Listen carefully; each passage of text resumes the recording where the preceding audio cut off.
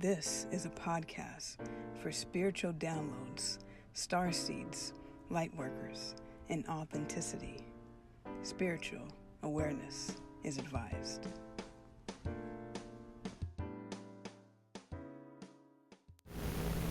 Welcome to the 1111 podcast. Would you join me with a deep breath in and a deep breath out? Let it go, let it go, let it go. Continuing on with the 7 deadly sins saga.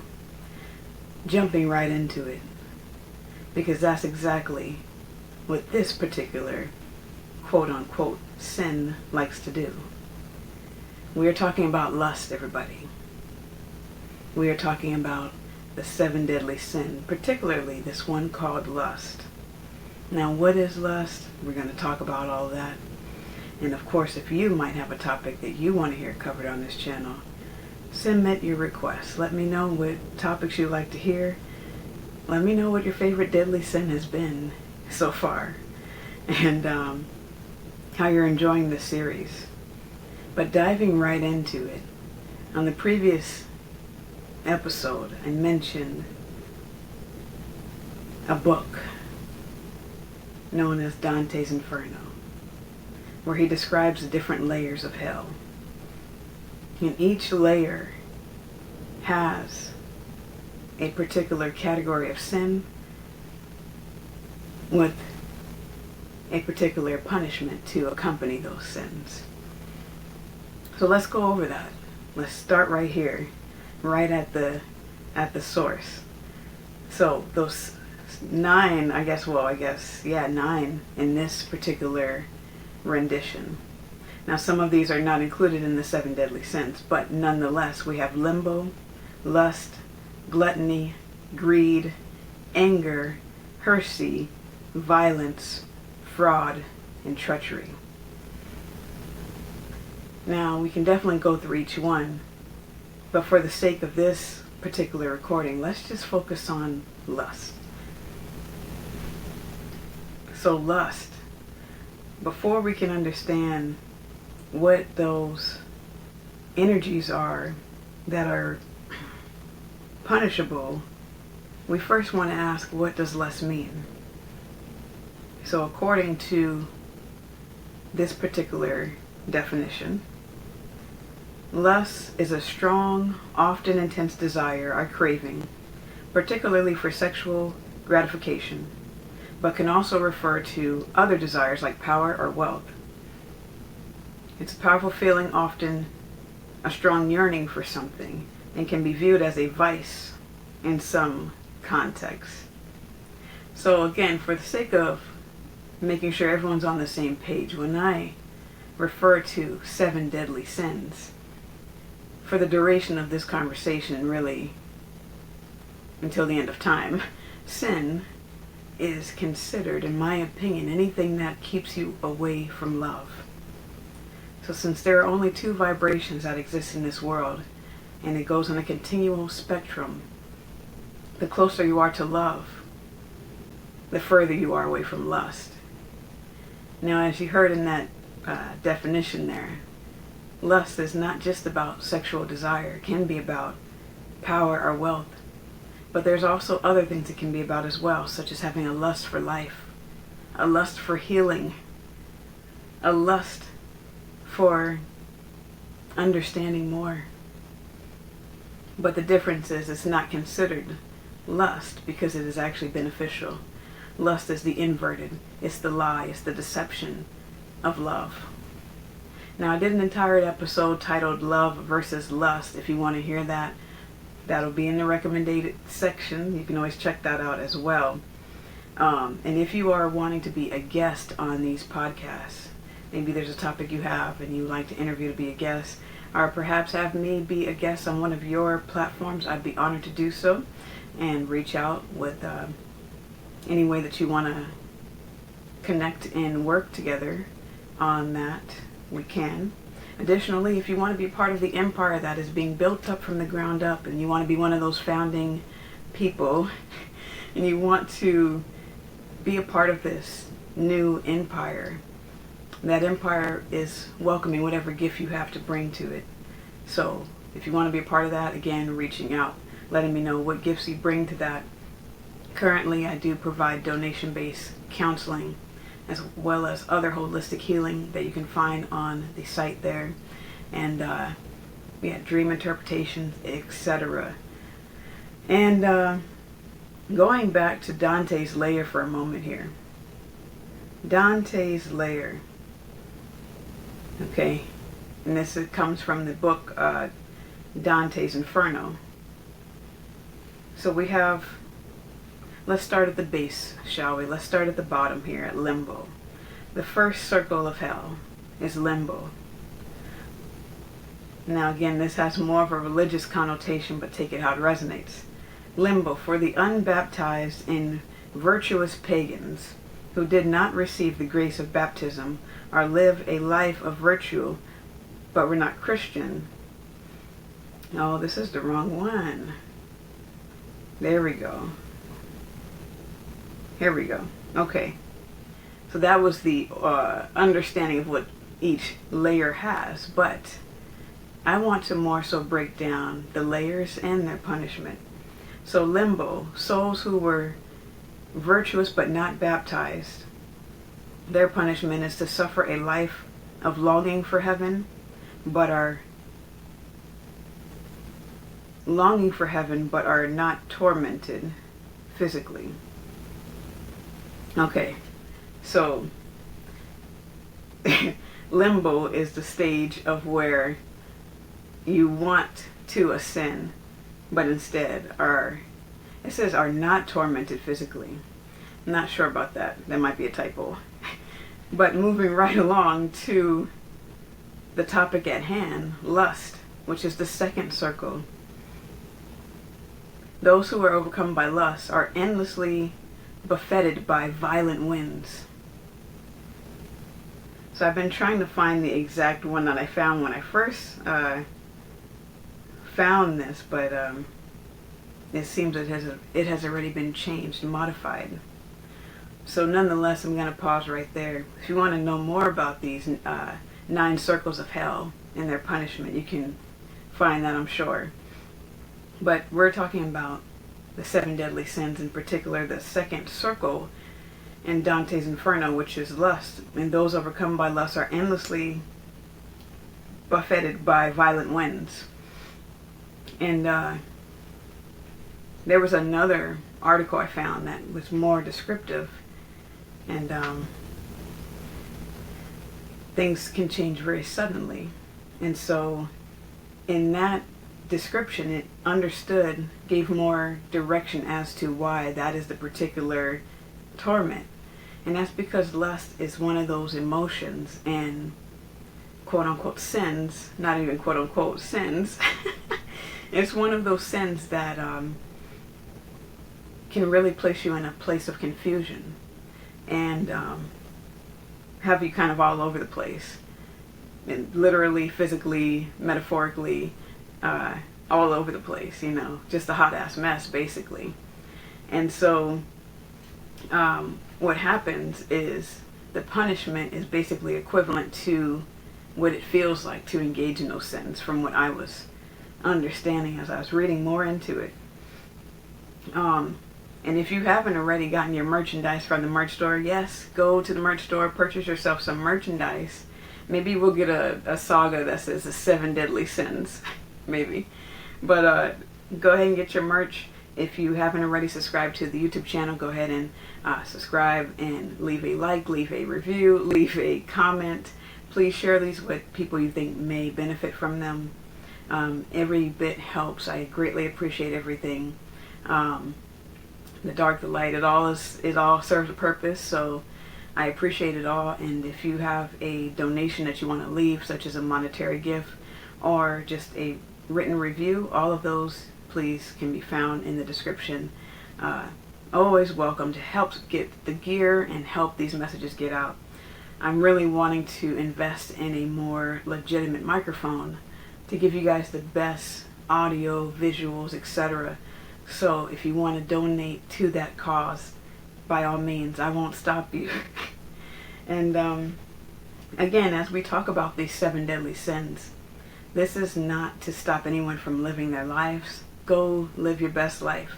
But this is to understand that these energies are actually detrimental to you. And lust is one of the most abusive of them all. Because lust is about taking, whereas the highest form of it is love. And love is about giving.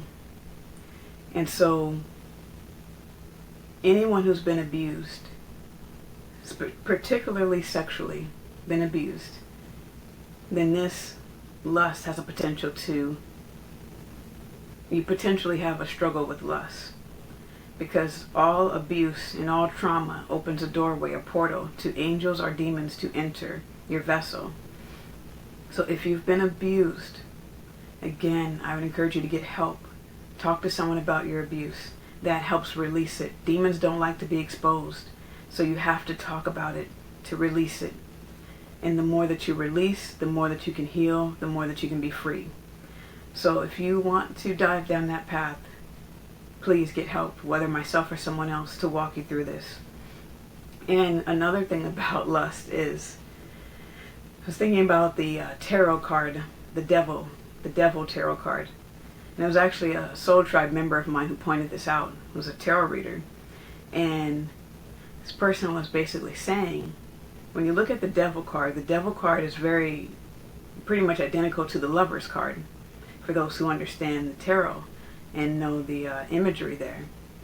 But on the devil's card, the devil can represent lust or passion, but really lust is just unbridled passion. There's nothing wrong with passion, but when it becomes lust, that's when it can tip over into a lot of different side effects, I'll put it like that. And this devil card can be fear, but it can also be intense passion or lust in this case. And so noticing how the devil has these two lovers chained to each other. First and foremost, love should not feel like you're chained to it. It should feel like you're freely given it and you can freely leave it also. And so these people are chained together. And what happens is the chains are so loose that they could actually get free if they wanted to. But because fear is such a psychological war in the mind, most people stay connected to toxic, unhealthy things because they fear that abandonment. They fear losing control. They fear falling into the pit of despair that may happen. Falling into the unknown. There's a great fear. So what do people do? They continue the cycle. They continue the same patterns, the same programs, the same everything. But you have to be willing to step outside of those chains to really start living. And so, as I've said, lust is the most abusive because it is all about taking.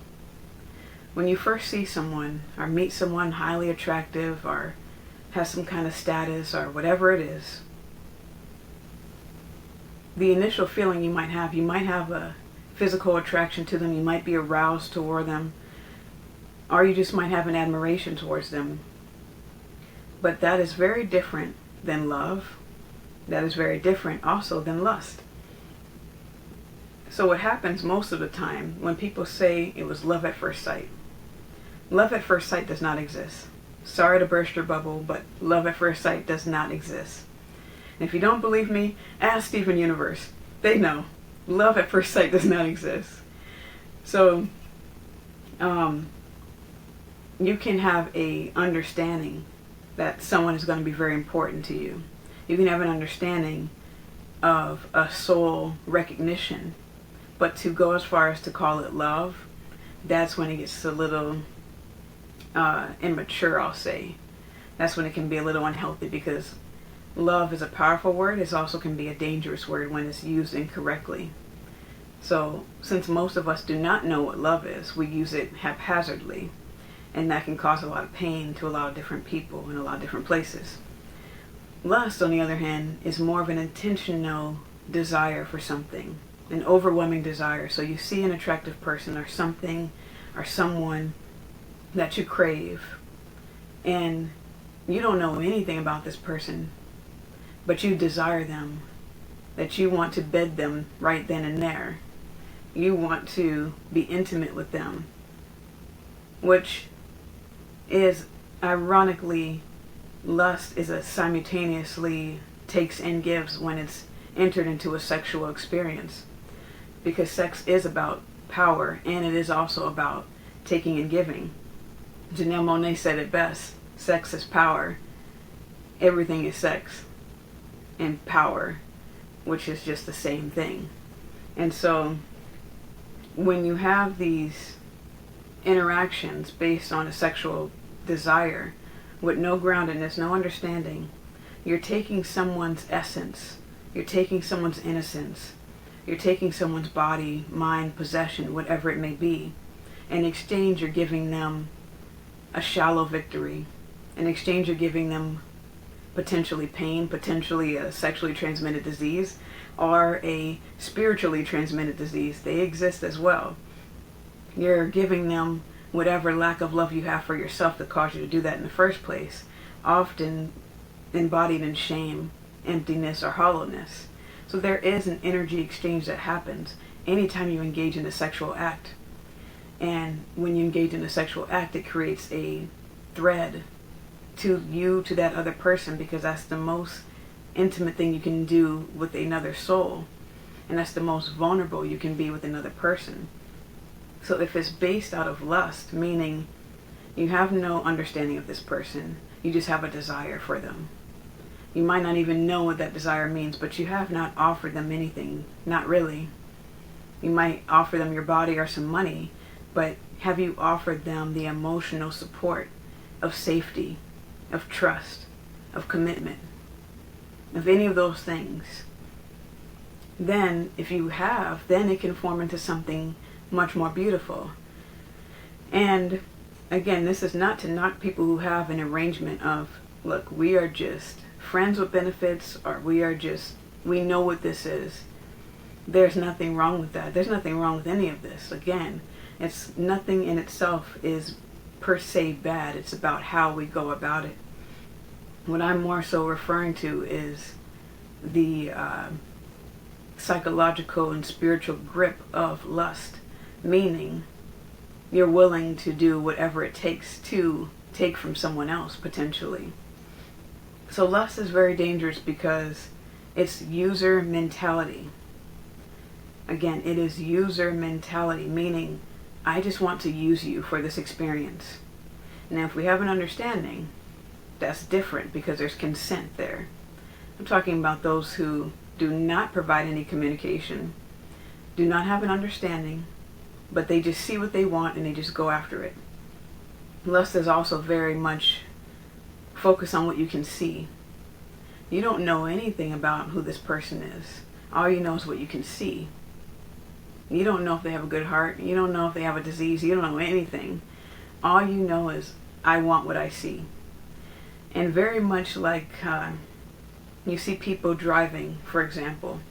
See people driving in traffic. Lust can be very impulsive and very much just based on what is right in front of someone. So for example, you see these people driving and they're stuck in traffic. And as soon as the next line starts moving just a little bit more, they switch lanes. Oh, I'm going to get in this lane. And they see the next line moving just a little bit more, and they jump and get back into the same lane again. And they continue to do this based on what they see. Because one of the fears that lust invokes and provokes is the fear of missing out. We know it as FOMO. No homo though. But we know it as FOMO. The fear of missing out. Lust can be used as a passion to help you take risk. Healthy risk, not those kind of risk that lead to a destructive place, but can help you take risk. Not being risky, but actual discerned risk taking. Wise decisions. Lust is not wise at all. It's a big fool. And same thing with this car example of changing lanes, and really it's the fear of missing out. So people may lust after you because they don't want to miss out on you. They want to experience you but have no desire to understand you are to know anything about you. And that's why that user mentality is so detrimental.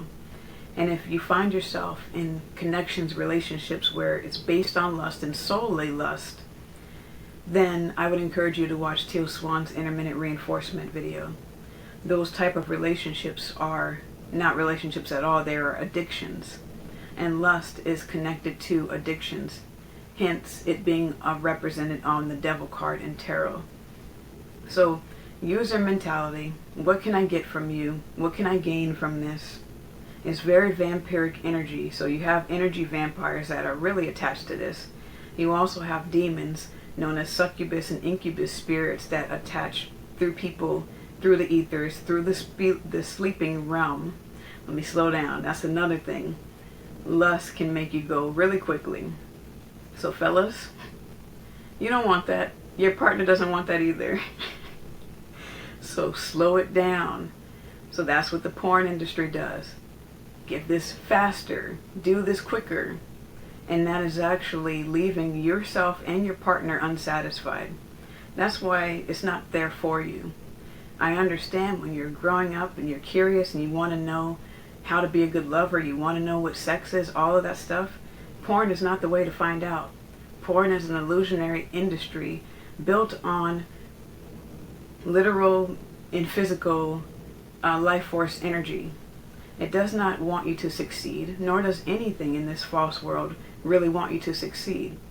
That's why the way to get home is through your soul, through your spirit.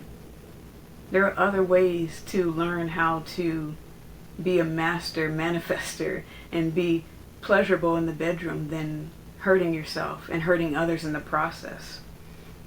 So this energy is very draining. And that's what those demonic forces do. They drain the life force. The succubus sucks, the incubus fucks. That's what it does. So if you are a feminine having a relationship with another person and you feel used afterwards, and again, you don't have to even be a woman for that to occur. I'm talking about the feminine energy which resides in all of us. So whatever alignment you have, if you reside more in the feminine energy, and you feel drained after, used after engaging in intercourse with someone, that's because you're picking up on the demonic spirit that was actually controlling that person.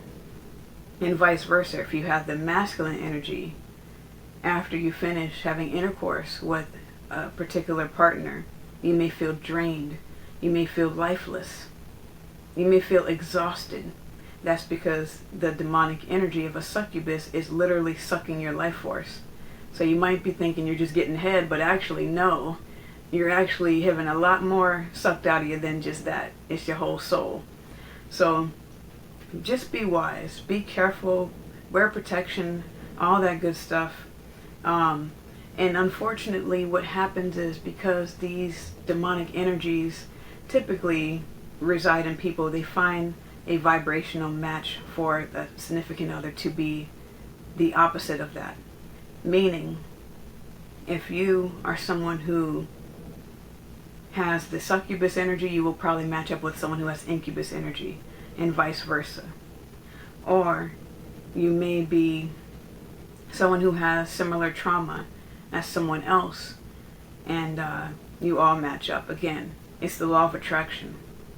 So the way forward is really to heal these wounds so that way you can start attracting healthier people that do not want to use and abuse you, and that do not want to not commit to you and provide you with what you actually deserve. So the way to find that is to find ways to heal yourself so that way you can live your best life. So often what I've seen is headless horsemen, as I call them, beta males, or headless horsemen. Again, it's about the energy. Women possess this as well. They have no backbone. They have no authority. They have no autonomy. They want to be taken care of. You know, these are the men who don't do household chores. They let the woman do that, or they let their significant other do that. And they never actually grow up to be a fully formed adult. And these are the kind of people who have been taught advice such as, find your other half, oh, that's my better half, blah, blah, blah. and they're walking around a half-assed person instead of being whole. And to the contrast, these type of people, the headless horsemen, are yes men. They don't stand up to their significant other. They don't stand up to anybody. They kowtow. There's a quote that says, "For evil to continue, all it takes is for good men to say nothing and do nothing." And we see that all the time. So I would encourage you, go get your head. Take that how it resonates. They match up with seductive, empty women, our feminine counterparts. Seductive emptiness tends to operate with dishonesty, tends to operate with the illusion of giving you something while they continue to give you absolutely nothing. They will take from you. You've seen, for example, the cartoon, The Jetsons, and George gives the money to his wife and she takes his whole wallet. Yeah, those kind of energies.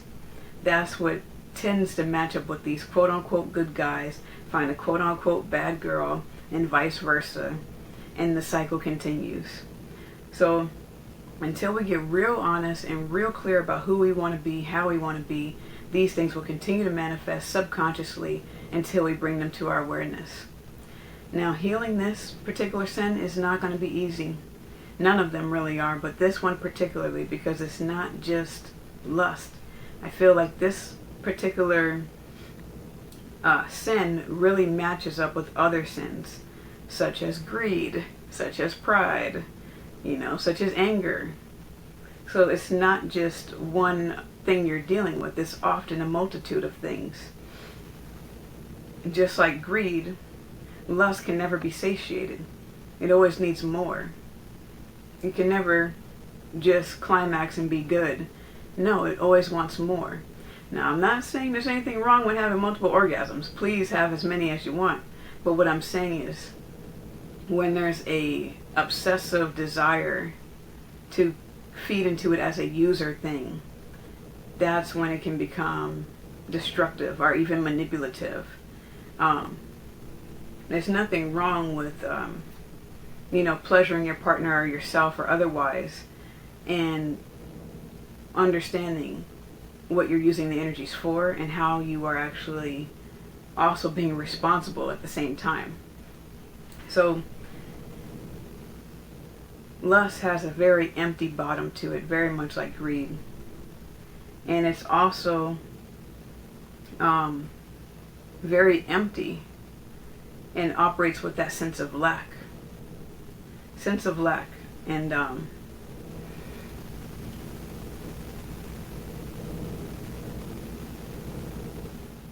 those things can make it more challenging to heal this wound. Now, challenging, yes. Impossible, absolutely not.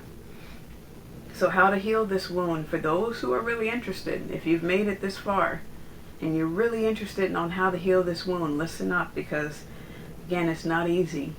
And you will feel like your entire world has just caved in, because you're dealing with not only sexual desire, which is a human desire, everyone desires, but you're also dealing with an addiction at the same time. So now you have to experience withdrawals from this addiction. So you might see yourself going through a cold sweat. You might see yourself shaking. You might see yourself throwing up and vomiting everywhere. You might see a bunch of different things that happen. And you might find yourself going right back into that addiction. And the most important thing, hear me, the most important thing is to give yourself grace. Give yourself grace and permission to feel, permission to experience, permission to mess up. Give yourself grace, because no one can do this but you. And don't do this for anyone else but you. Because this is not easy. And this is really a painful task to do. So you have to learn how to be your own best friend, not your worst enemy. And people may shame you, people may judge you, people may whatever people are going to do. But you have to decide, if you really want to heal and be healthy and whole and safe, this is a way forward. Now again, there are many ways, but find a way that's going to be healthy. So, ways to heal this. You have to starve and transmute your unhealthy desires into something healthy. Again, sex is very healthy. Having sex but feeling shame or feeling used, not so much. That's not the very healthy thing to do or to feel. So one way is to start having sex with people who deserve you. Start having sex with yourself. Explore your own body. Get comfortable with yourself. Feel your own self-worth. You deserve to pleasure yourself just as much as anyone else does. So being really comfortable and also unprogramming all the programs that we've been conditioned with. We don't even call our genitals what they are. From a young age, we are already taught inherent words of shame around our own bodies. And depending on what kind of culture you grew up in, you are also inherited with shame. And let me just tell you, that has no business in the bedroom. It has no business in your body, in your mind, in your heart, or anywhere. No shame on you, shame on them. Shame on those who used you, shame on those who hurt you, not on you. So anything that made you feel impure or worthless or hurt, feel into that and release it. Transmute that. Release these shames. Release these false stories that people have told you about yourself that made you feel wrong or dirty or bad. Release that. And learn to replace that feeling with a more positive feeling of worthiness, of love, of admiration for your body, for yourself, for the way you are beautifully formed. And just understand that you don't deserve to feel bad or wrong. And it's going to take a lot to unwire those programs that made you feel that way, because it's not just the environment you were raised in, but it's also the society at large that tell women this is what beauty is and tell men this is what strength is. So you're going to have to uncover all of that and get back to you and just loving on you. So that's the first key. And that might be one of the most challenging things to do, because that's very painful to relive and heal those wounds. And again, if you need help, get someone to help you. And once you've done that, learn how to balance and regulate your emotions. Again, with steady, consistent practice. Be consistent with yourself. Be consistent with your boundaries. Maintain your self-worth. Learn how to balance and regulate your emotions. Because again, you are dealing with addictions. Meaning there are chemicals that are actively working against you, and your body is seeking out those chemicals that are released when you engage in certain behaviors, certain activities. Whether it's gambling, alcohol, etc. It's the same thing. Coffee, all of it releases the same type of endorphins. The reward activation gets really triggered.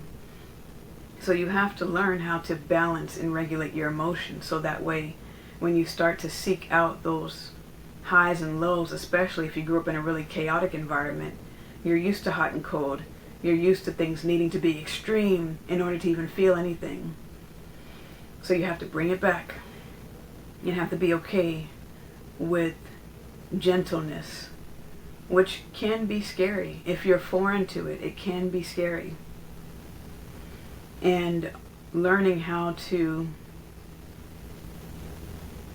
reel it back in when you recognize yourself about to get into an unhealthy pattern. You have to pause yourself right then and there. Awareness is going to be key. So you're going to have to really operate in the reality, not in the delusion, not in the fantasy, not in the falsehood, but in the reality. That means being very crystal clear with yourself and with others. What you bring to the table, what others have brought to the table. And see it for what it is. Learn how to balance and regulate your emotions. Again, easier said than done. But learn how to be consistent. So consistently checking in with yourself. Consistently asking, how do I feel? Consistently asking, is this in my alignment? Consistently asking, what's my reason for doing this? What's my motivation? What's my intention? What do I want to get out of this? Am I being honest with the people around me, or am I lying to myself and them simultaneously? All of those type of things are going to help. Also, healing your phobia to commitment will help. Creating a steady, consistent, solid foundation for yourself means committing to that. You don't have to commit to another person. You don't have to commit to anything, but are you willing to commit to yourself and to your healing? Now, I know the word commitment can be scary. Trust me, I have a similar phobia. And again, it's rooted in the fear of missing out. Fear of missing out keeps you indecisive. So you have tons of lovers, tons of partners, because you don't want to miss out. And you're not sure if you found the right person or not. Or maybe you have found the right person, but you still don't want to miss out.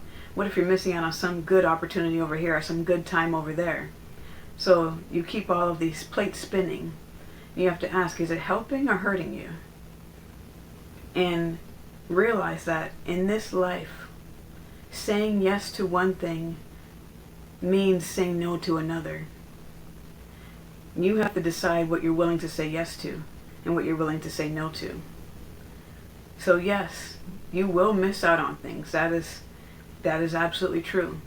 But some things are worth missing out on. And so when you have this fear of commitment, understand that it probably leads back to a deeper fear of abandonment. It's that fear of, if I commit, then I'm powerless and I could be abandoned. Or it's that fear of, if I commit, then I'm missing out on something else that I didn't know if I wanted. So only you can make that choice for yourself. And I would encourage you, if you're not sure, you're not sure. Go play the field, go do whatever. Just be honest and upfront with people while you do that. But understand, you have to take an honest assessment of where you are at this exact moment and say, am I ready to commit to my healing? Or do I kind of like the fast pace, the chaos?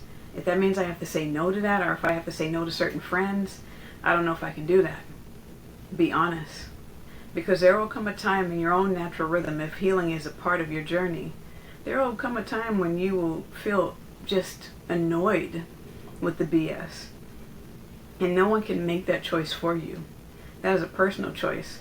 You have people in their 70s who are still players, so to each their own. It's not a shade. It's just an example of what really does happen all the time. And understanding that this is going to take work. So if you're avoidant of work, then this might not be for you. But if you're willing to diligently, consistently learn to grow and heal, then start one step at a time.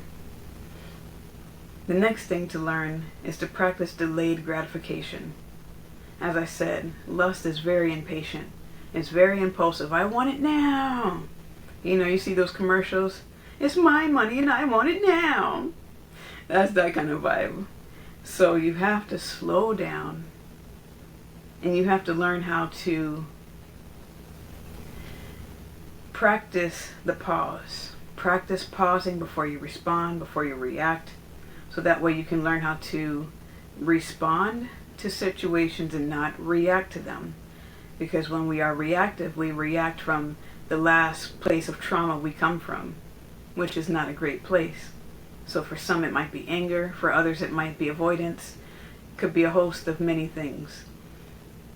Nonetheless, slow it down and start to consistently reward yourself. So part of practicing that delayed gratification, if you say to your partner, we're going to go on this date, we're going to date for 3 weeks before we have intimacy. The build up to those 3 weeks is going to carry you through, and it's also going to trigger again that reward consequent part of the brain. Now, if you're using this as a way of lust, that's not exactly what I'm talking about. If you're using this as just a it's a very thin line to really explain. But let me think of a real world example. Do you all know the actress Megan Good? Her and her husband, very attractive people, they decided to wait until after they got married to have an intimate moment. Now, again, that's not for everyone, but they understood, and they've probably gone through a lot before they even met each other, that they wanted to know each other first. In sacred texts, before you were intimate with someone, it didn't just say Adam smashed Eve. It didn't say they went to the backyard. It didn't say any of that. What it said in sacred texts is Adam knew Eve. And that was to implement that they had sexual intercourse. So a big part of making sure you're not operating from lust, for example, is to know someone. Know what they like, know who they are, know if you can trust them, know if they mean what they say and do what they're going to do. Know who they are. So that way, that form of lust is not actually present. It can turn into passion, which is, I think, what everyone is afraid they might miss out on.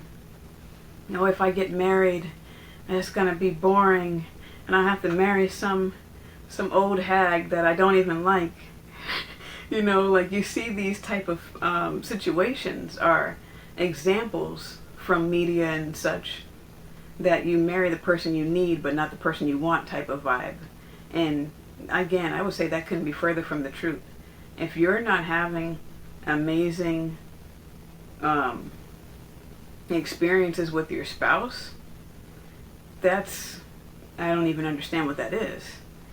So that fear of, you know, you're not going to have the best sex or the best partner is not going to give that to you. I think that that's another one of those lies that, again, religion, media tries to control, particularly women, but everyone is under this same type of false illusion of, you know, you leave your wife at home, she's the one you can't live without, but you cheat on her with the people that you really want to sleep with, and vice versa, you know. And it's like, that seems so backwards to me. You know, I think the person you're going to spend your life with, you would want to sleep with them. I would hope. You know, but yeah. So practicing that delayed gratification. Those are some examples, and it's even using the smallest measure. So again, it's about honoring yourself and committing to healthier ways of practicing this. So, for example, if you work out at the gym, you know, your goal might be, I'm going to do 15 more crunches and then I'll have a glass of water. Little things like that transform over to other areas of your life, because everything is connected. So you don't have to necessarily go straight for the goat. Okay, you can use other ways to practice things such as delayed gratification until you work up your stamina and your understanding to translate it into other areas such as, yeah, you get what I'm saying. So again, dealing with your addictions. If you're a sex addict, use that energy for creation. You manifest so much when you engage in a sexual experience, whether with yourself or with others or with multiple people. But again, you have to be mindful of, what are you creating? What is the common goal? And if everyone's not on the same page, then that's when it can turn into not manifestation, but destruction instead. Same for love addicts. If you're a love addict, use that energy to manifest through visualizations and daydreams and all of those things. Instead of pouring it into a fantasy that doesn't exist, let's use it to your actual life that you're creating and that does exist. So understand where your addictions lie. Understand if you have an addictive personality. Also understand that everyone is deeply traumatized and everyone struggles with some type of addiction. Depends on how much that addiction rules your life. But you have to ask, do you want to heal, or do you want to be in bondage for the rest of your life under these type of 7 deadly sins? And so I think that lust is one of the main ones that we hear about the most. And it's also, in our society, at least in America, it's very much prioritized and also demonized at the same time. They're over a culture that's over obsessed with sex, talking about it, thinking about it, saying it, and then we're also ashamed of it at the same time. And I want to encourage you to break that narrative, because we don't have to live this way. We really don't. It's all about choice. So what choices will you all make? I leave them up to you. So thanks for listening. Thanks for liking, sharing, subscribing, and I will see you and hear from you very soon. Until next time.